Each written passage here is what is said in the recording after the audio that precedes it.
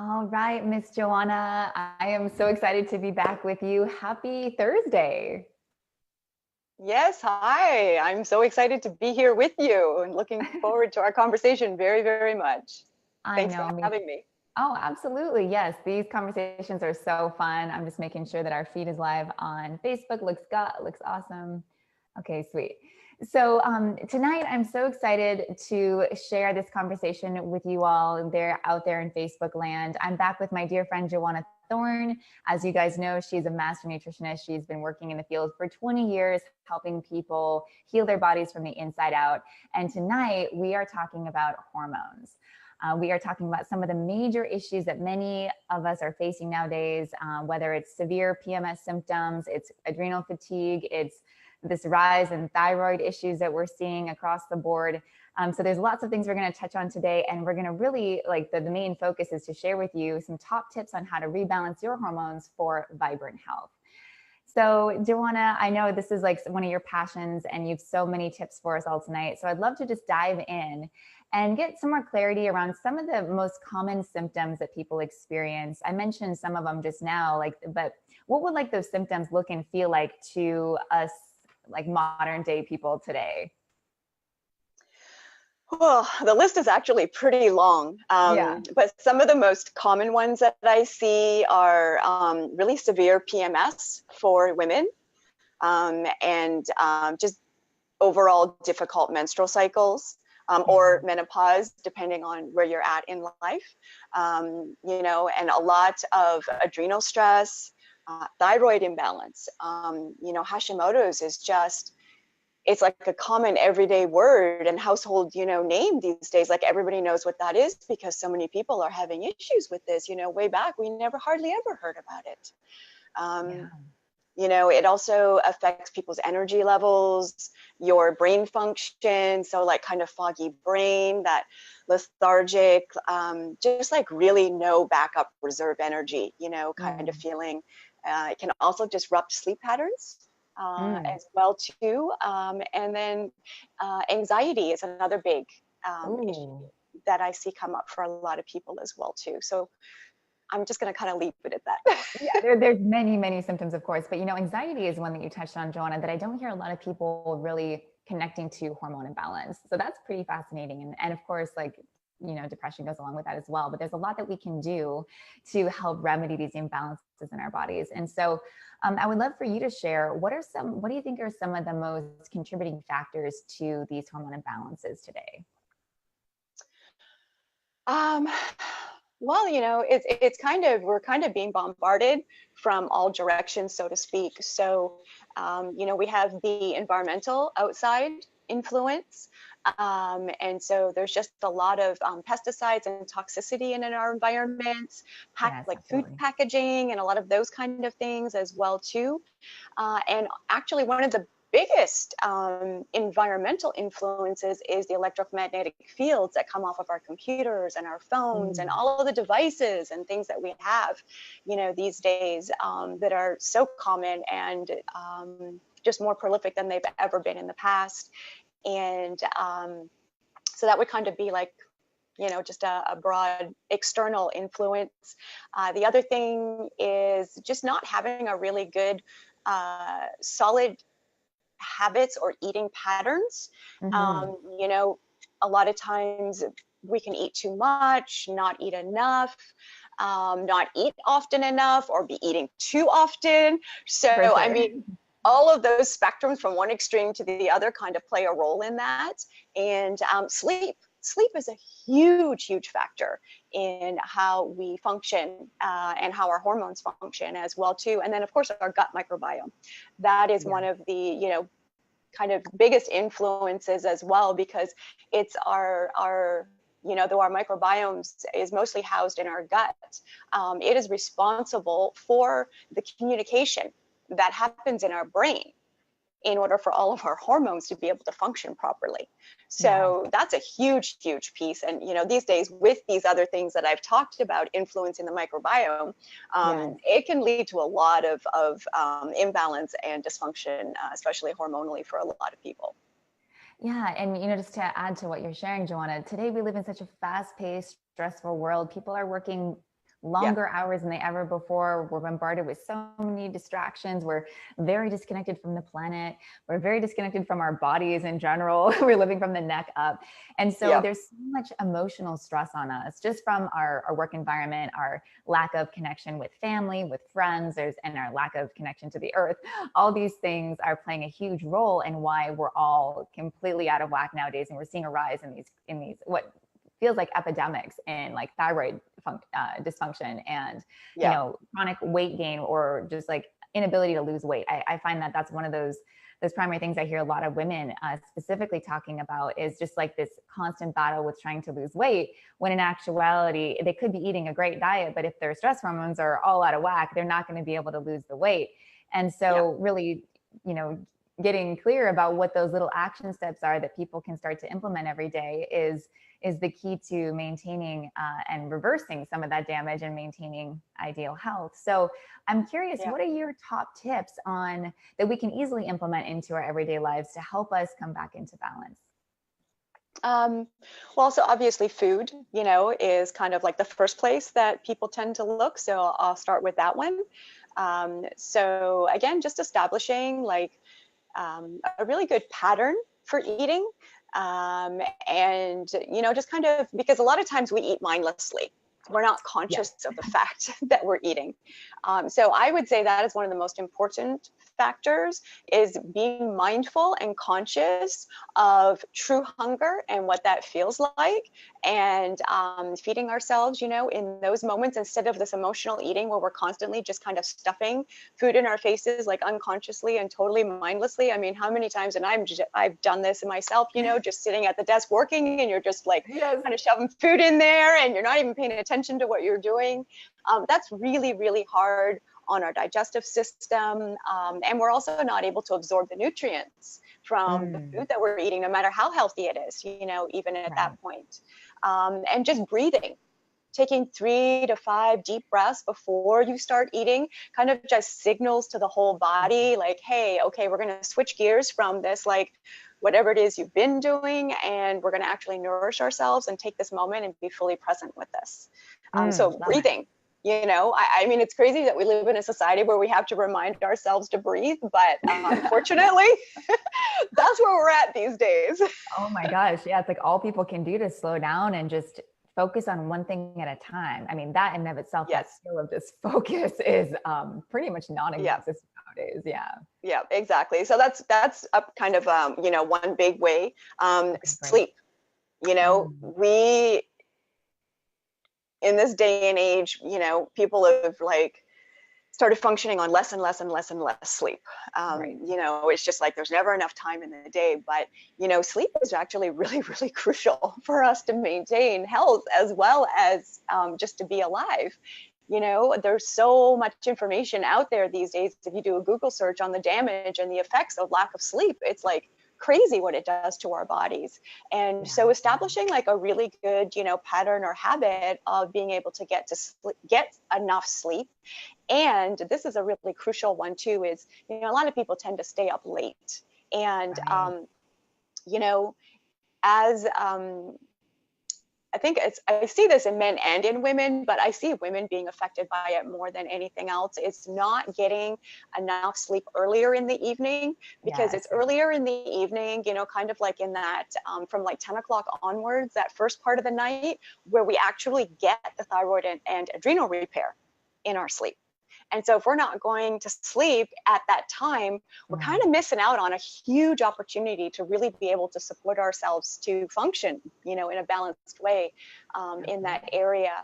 And then another thing would be, you know, just being conscious of our microbiomes. It kind of comes into the food area as well too. But in order to support your microbiome, you know, adding some naturally fermented, like lacto fermented foods into the diet, Yes. like sauerkrauts and kimchi, So good. even a good, you know, if you eat dairy, even, I mean, for most people, yogurt is kind of like the first thing they go for in that fermented world. But if you have a really good, wholesome, plain, full-fat yogurt, that can have some benefit to it as well too.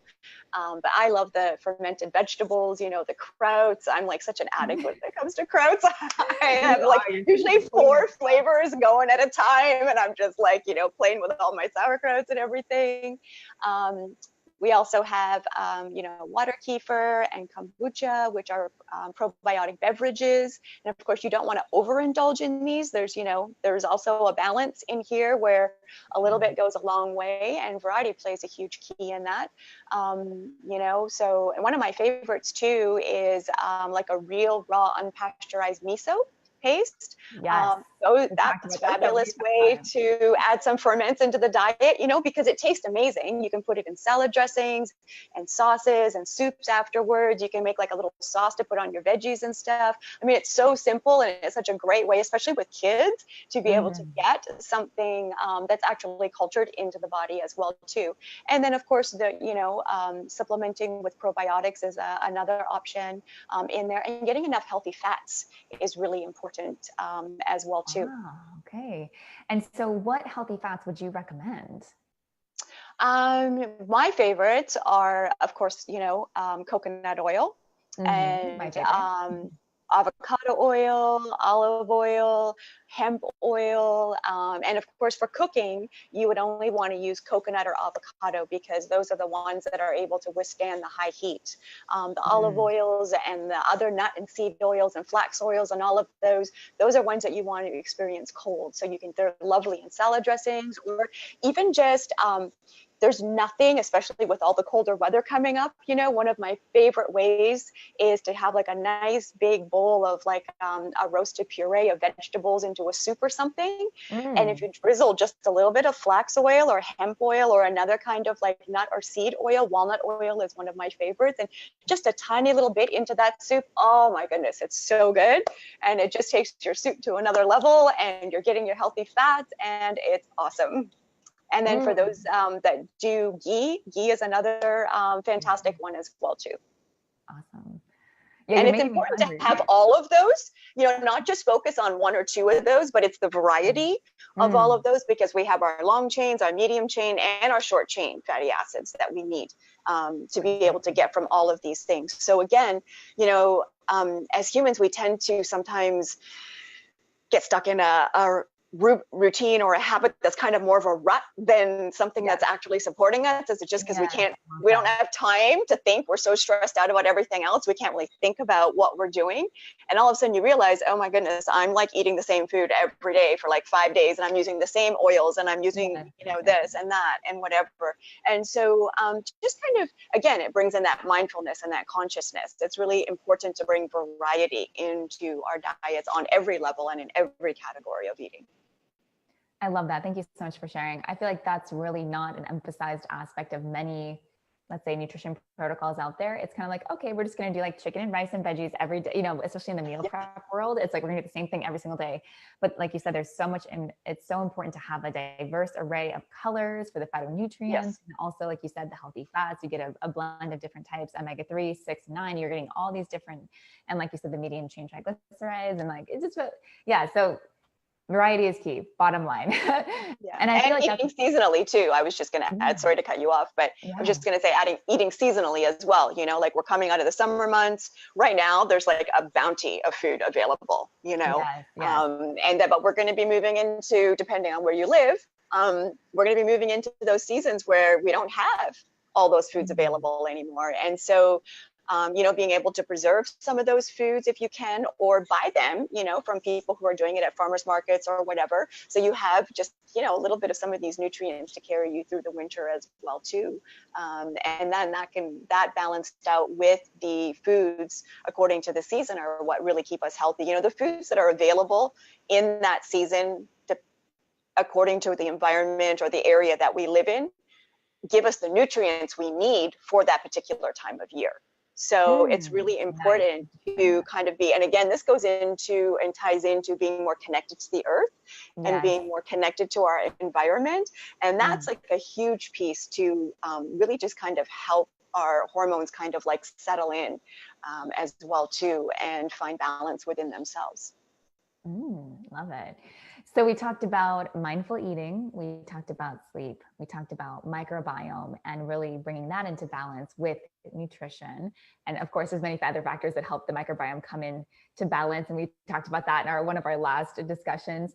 But what else do you think people can implement into their daily lives to balance their hormones? So another very important key thing that I use with everybody that I work with, male and female.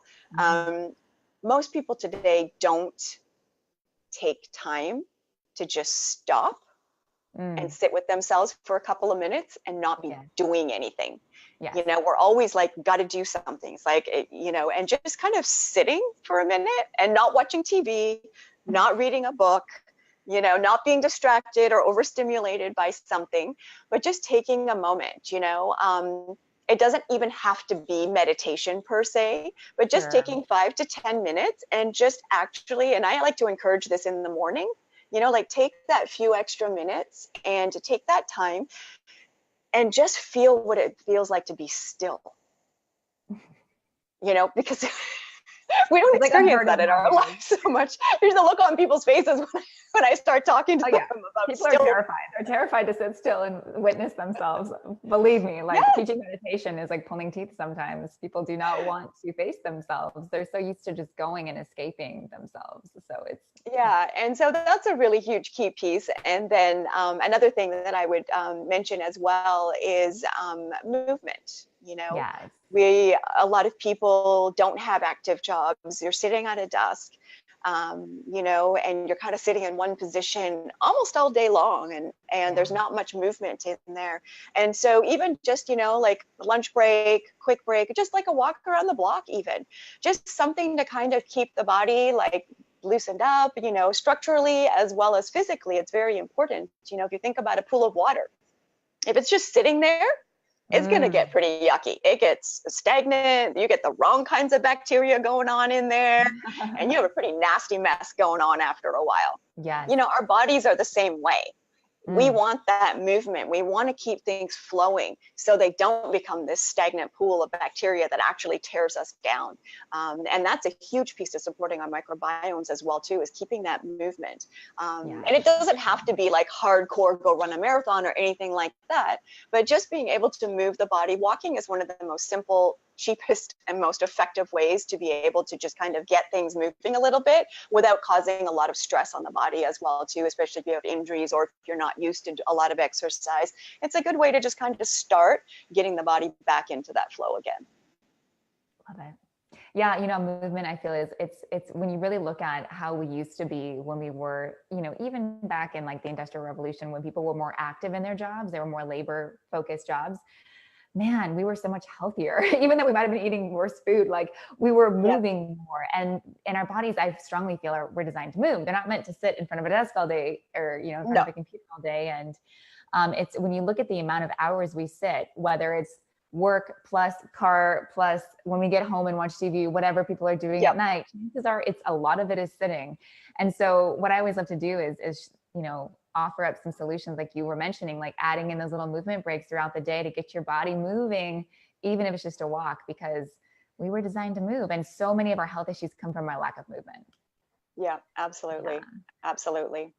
And so it's never just one. Oh, sorry. I was just going to say it's never, you know, it's not one particular thing that's like, oh, this is it, but it's the combination of all of these things, you know, and most people are facing almost every one of those things in their lives. And so when you put that together, that's a really heavy load and a lot of stress that's on our body, kind of coming from all directions, internally and externally as well, too. And so, you know, the first step is just being mindful and being conscious of how you're going through the day, and then looking at areas and looking at ways that you can kind of bring some of these tips in that we've been talking about. Excellent. And so what are some foods, just coming back to the nutrition piece, what are some foods that we should eliminate from our diet if we're wanting to rebalance our hormones? Well, the biggest one and the most obvious one, of course, is sugar. You know, in excess of sugar is one of the biggest dietary issues that most people face. Absolutely. You know, even if you don't think you're eating a lot of sugar per se, if you start reading the labels on foods, especially if they're not home cooked prepared meals and you tend to eat out a lot, even if you're getting healthy food, there's just so much added in, you know, like we have to be very, very careful. Read ingredients very carefully, you know, look at the numbers on the back. And then try not to, you know, overindulge in a lot of sweet sugary snacks. Even if it's healthy, it's still sugar. So, you know, just being mindful of that. And again, you know, just kind of keeping that in balance and keeping that in check. And if you know you have a problem, you might want to just really try to cut back as well too, you know, and see how much you can eliminate. That is one of the biggest keys there. And, you know, again, alcohol is a huge sugar as well too, you know, and alcohol really, really does a number on our hormones.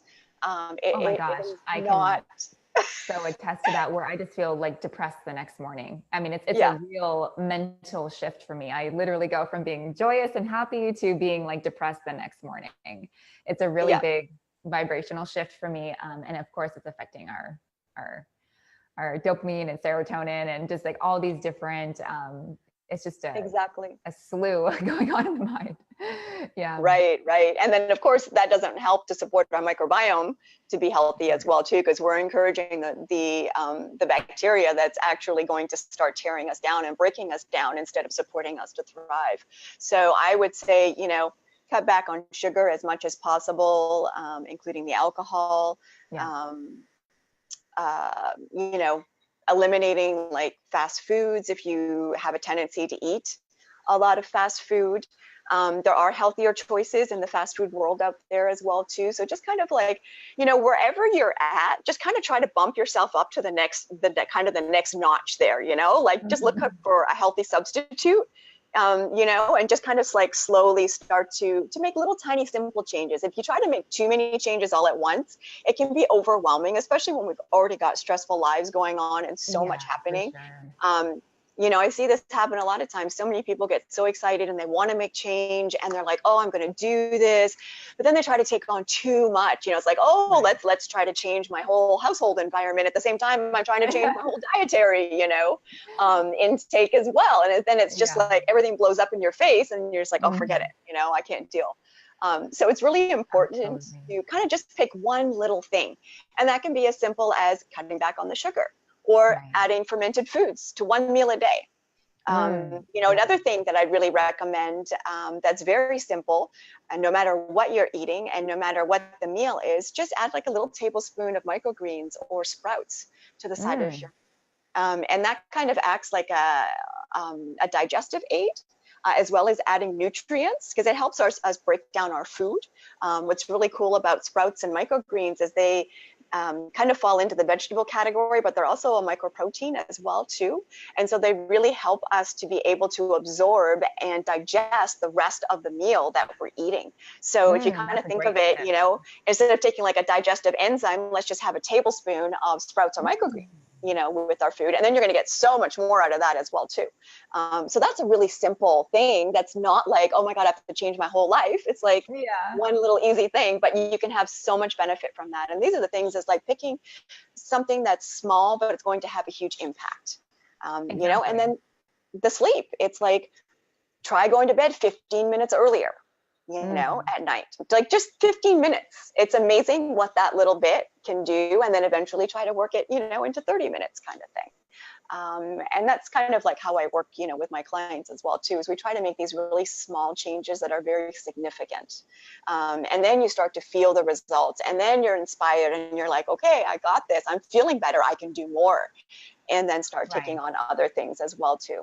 Yeah, because so much of it is building that willpower muscle and that ability to just complete that one action every day. That's what's so challenging about habit forming, is that, like, let's say we're going to do sleep. It's like just doing that consistently every night is often the biggest challenge I find for my clients. And I'm sure you're seeing the same thing with yours, Joanna, where it's like that's the struggle. The struggle is like, yes, they have the goal, they have the intention, they're on the right path, but it's like maybe 2 or 3 nights a week they get to bed at the right time. So the key is the consistency and building that willpower muscle, knowing that you can show up for yourself, even if your brain is fighting it, even if you're not feeling good or whatever your excuses are, but showing up for yourself and really committing to that one little tiny step consistently is the key for sure for building habits. And then so it's like, once you got one mastered for a couple weeks, great. Okay, you feel solid with that. Let's add another little one, and then we'll build that one for, because like you said, it can be very overwhelming to do everything at one time. Now, for some people, like I'm a all or nothing type of girl. Like I read the detox book, and I'm like, okay, everything's out of my kitchen. I'm gonna like revamp my whole, nutrition. Yeah, I'm the same way. I'm the same way. Like I'll just get rid of everything. But not everyone's like us, and I totally understand that. And it's definitely a process. It's a journey of building these habits.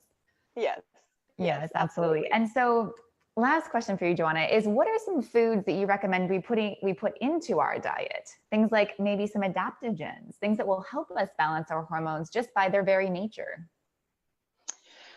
Well, I already mentioned the fats. Those are key. Those are very, very key and very, very important, especially, the consistency of doing that. Yes. And then we talked about the fermented foods and doing that. Another specific thing that I really like to kind of include at least once a week that I find is really kind of a specific hormone support is a combination of chia seeds and hemp seeds. There's so many nutrients in there. We also get the fatty acids in there and the omegas and everything.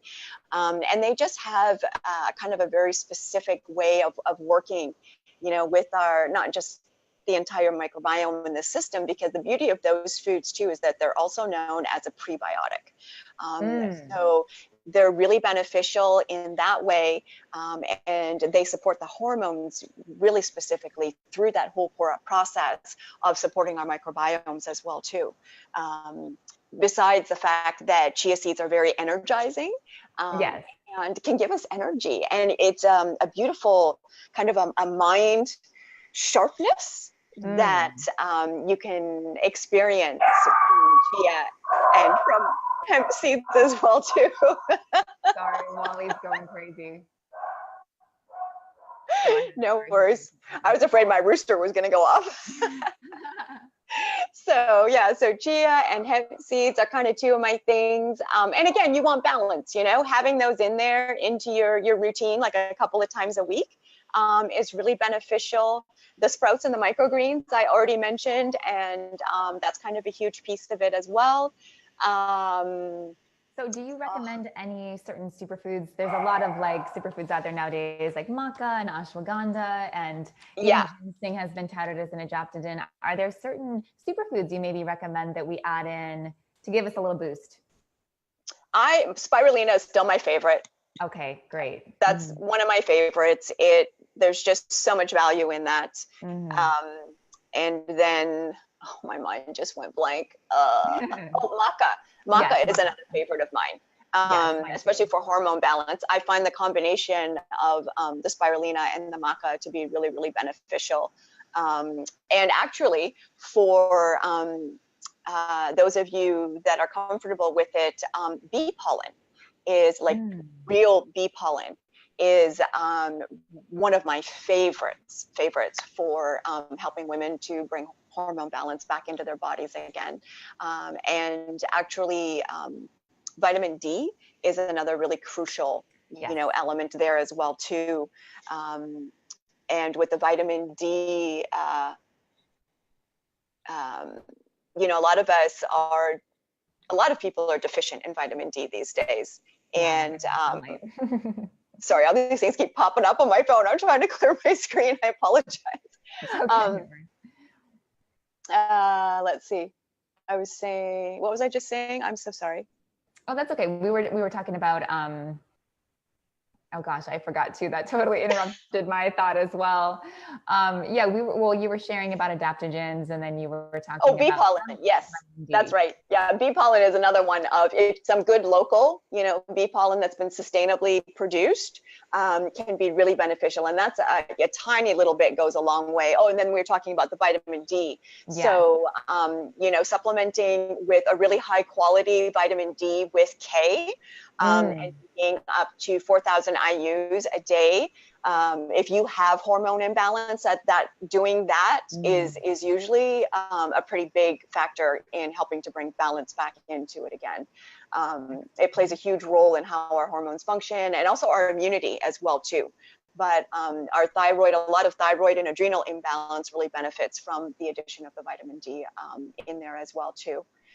And there was one other thing, if I can.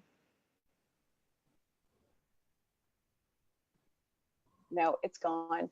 If I think of it again, I'll. That's so many tips though, Joanna. Thank you so much. That was really thorough. And so just to kind of recap for those of you who are just joining us, we were sharing our top tips for Joanna's primary top tips for rebalancing our hormones. And so we talked about mindfully eating. We talked about sleep, about building a balanced gut microbiome.